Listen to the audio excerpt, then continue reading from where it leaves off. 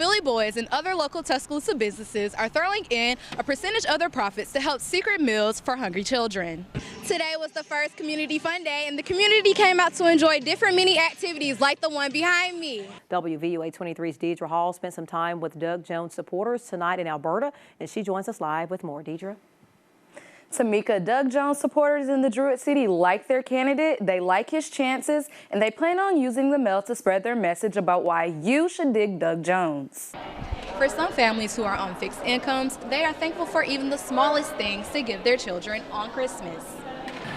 Some people may have been feeling unsure about their church's safety due to recent shootings, but some churches like Cornerstone Baptist Church here in Tuscaloosa have made sure to have security measures in place to ensure the safety of its members. WVUA 23's Deidra Hall is in the newsroom with more. Deidra? Madison, the Miracle League of Tuscaloosa baseball field has seen recent damage, and they're looking for a little help fixing it. WVUA 23's Deidra Hall joins us live tonight from the studio with more. Deidra. Jabari, the church has been through everything from marches to celebrations, and today members were glad to be able to celebrate another year. For friends and family, the community coming out to Marco's Pizza will be real meaningful to them. Since the tornado in 2011, Tuscaloosa County has made great strides to ensure the safety of the community during severe weather. WVUA 23's Deidra Hall was at today's rally. She joins us live tonight with more. Deidra. Jabari, Doug Jones made his way all over Tuscaloosa before ending his rounds at his rally where he emphasized people going out to vote. We're giving a voice to people who felt like they haven't had a voice in a long time. Democratic candidate for U.S. Senate Doug Jones made a campaign stop in Tuscaloosa Sunday. He made rounds around Tuscaloosa earlier in the day, visiting over 9 churches before stopping at a campaign rally at Band of Brothers Brewery. Jones spoke to a crowd of 100 people on several key issues he is focusing on. Those issues like health care.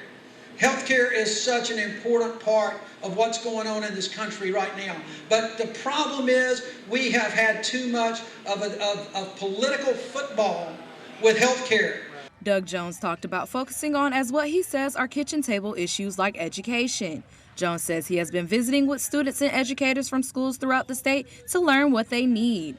Although healthcare and education are his main focus, Jones says those won't be his first order of business. I think the first line of business, quite frankly, is to restore what I believe is a crisis in confidence in our elected officials in the state of Alabama. We've had a rough time in the state of Alabama with our elected officials the last couple of years. Jones says he expects to see a good turnout at the elections because he knows there are people who are wanting to see change. He's just a genuine, lovable person, and I was able to see that here today.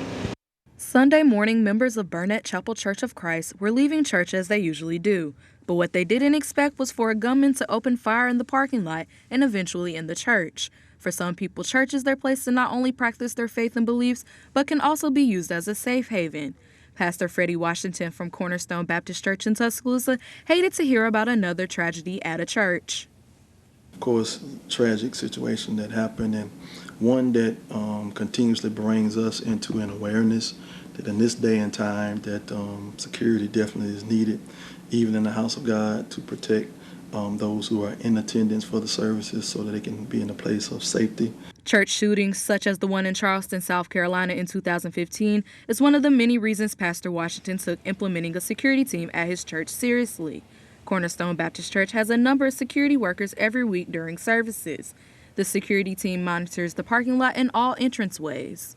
Well, we do have a security team that's in place in our church. The head of our security is a former military person who knows all the procedures, protocols as it relates to making sure the areas that we congregate in are secure. Pastor Washington wants his congregation to feel safe after the recent shooting and suggests churches look into getting a security team to ensure the safety of their members.